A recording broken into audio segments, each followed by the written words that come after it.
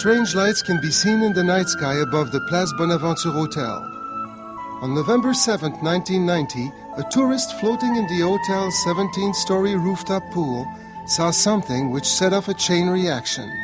It was 7:20 p.m. She saw a very hard aerial phenomenon, and she was surprised, so she asked the lifeguard to have a look at it. Bernard Guénette has chronicled the events of that night.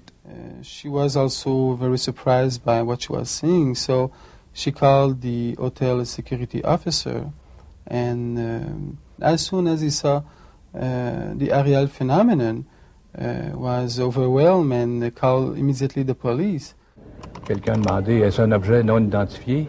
Jules Béliveau, a reporter with La Presse, was also dispatched to the scene. He happened to ride the hotel elevator with a policeman. We were going up, you see. He asked, may I use my gun? You see? It was just a joke, and people were laughing. I was laughing. When we arrived together on the roof, he looked in the sky and he said, "Sacrement." He was astonished, like I was. On a vu une forme ronde qui semblait métallique, qui projetait des faisceaux lumineux qui avaient 4 séries de 3 phares. C'était gigantesque. He decided that you have to call his big boss.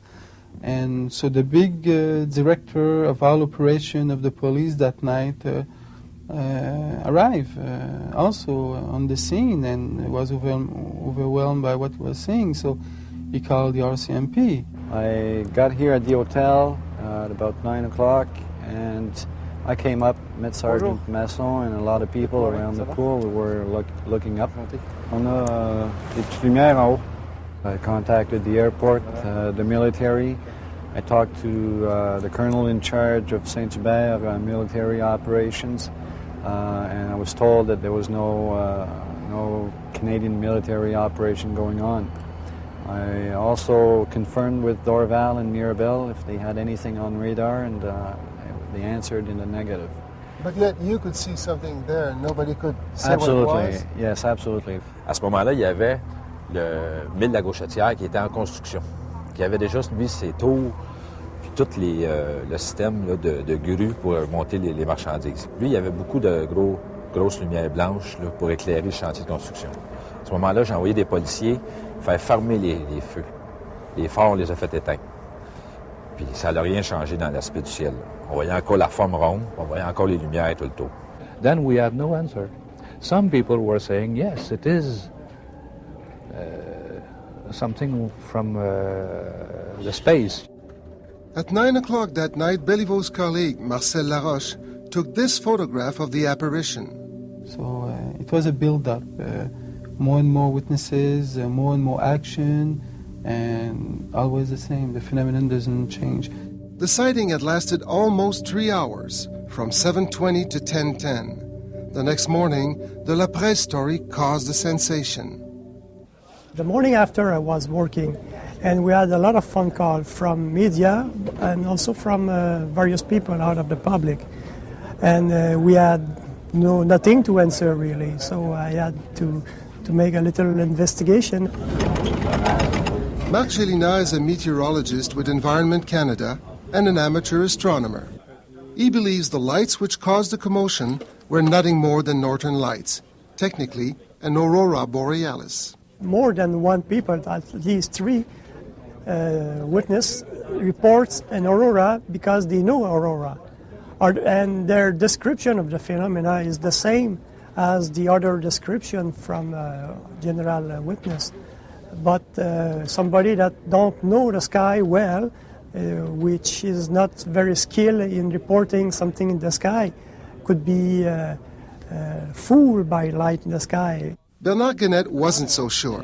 He'd seen the lights himself that night while leaving his office in Old Montreal. I saw that very hot light that was straight between these 2 buildings. It was a greenish light, which looked like Borealis aurora, but doesn't move like these northern lights usually, moves. Guénette owns a computer company, but devotes much of his spare time to the study of UFOs. I decided to look into this case, since a lot of witness was there. The quality of the witness was very good, and there were also photographic evidence that was there. So I said to myself, there's probably ways, with the collection of the meteorological data, the witnesses' testimony, and the photograph negative that could be maybe analyzed to determine if it was a light reflection or an object. Gannett collaborated with Dr. Richard Haynes, a retired NASA research scientist in California. Haynes directed the research. Gannett collected the data and interviewed key witnesses who had been present on the roof of the hotel.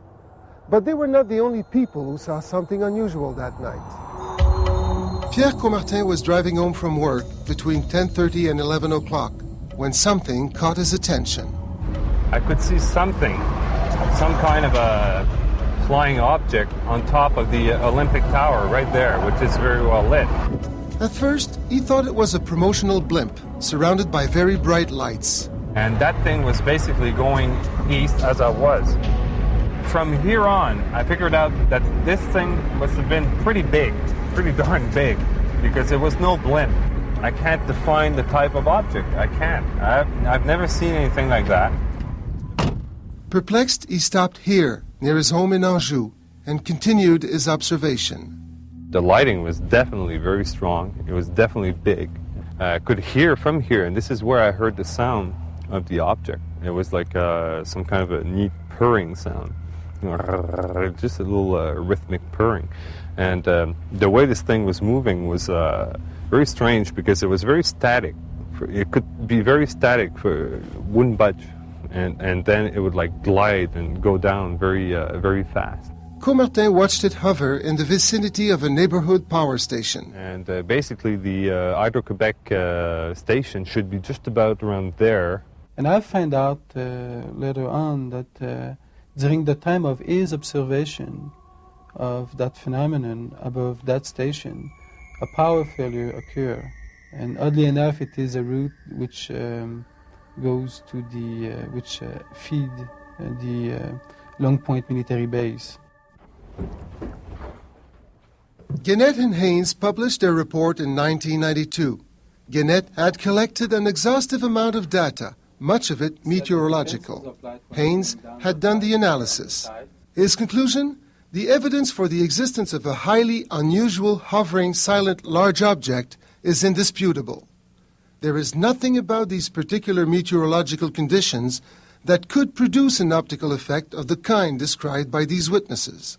It's a perfect inquiry, except the conclusion. The strongest aurora happens quite often like a crown, like a spot of light with rays emitting.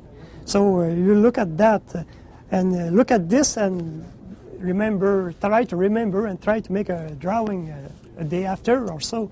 You will probably find something like that. Why isn't there any record of this particular phenomenon that night? Well, that's still some problems. There is no report, no observation by objective device of activity in the magnetosphere that night. But according to some authorities in Aurora, it could be a localized phenomena. The photographs were also analyzed, and special tools at NASA were used to look at that. Okay, this is a 3D rendering of the negative, and this is what we are seeing here. And this is the scan which goes, through it to try to find out if we are talking about an object or just a reflection. Conclusion, it was an object. This was no atmospheric, situation or... no, I saw an object. I saw light in an object. Nobody talked about extraterrestrial. Everybody was very careful about this. But it was a very strong impression that something odd, something out of this world was present in this world. I won't turn around and say, yes, now I believe in UFOs and life on other planets. But since the sighting on November, I have to admit that once in a while I'll look up there.